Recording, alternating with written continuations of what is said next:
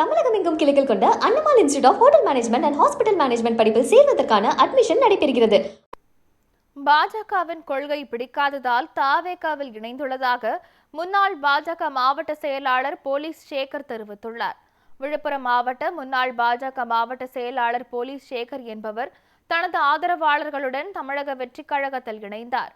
இதனையடுத்து செய்தியாளர்களை சந்தித்த அவர் 10 ஆண்டுகள் பாஜகவின் விழுப்புரம் மாவட்ட செயலாளராக பணியாற்றியுள்ளதாகவும் பாஜகவின் கொள்கை பிடிக்காததால் அதிலிருந்து விலகி தாவேகாவில் இணைந்துள்ளதாகவும் தெரிவித்தார்.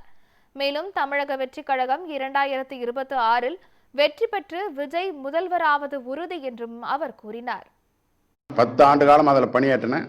அவனுடைய கொள்கையும் கோட்பாடும் பிடிக்காத காரணத்தினால் மரியாதைக்குரிய தமிழக வெற்றி கழகத்தின் தலைவர் விஜய் மேல் உள்ள அன்பாலும் பாசத்தாலும் எனக்கு அவர் ரொம்ப பிடித்த காரணத்தினால் இந்த விழுப்புரம் மாவட்ட செயலாளர் மரியாதைக்குரிய மோகன் அவர் தலைமையில் என்னுடன் இருக்கும் அனைவரோடும் இன்று நான் இந்த கட்சியில் இணைந்து பணியாற்ற வந்துள்ளேன்.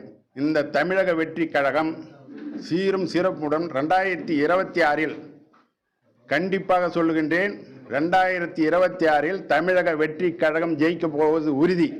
தலைவர் முதலமைச்சராவதும் உறுதி.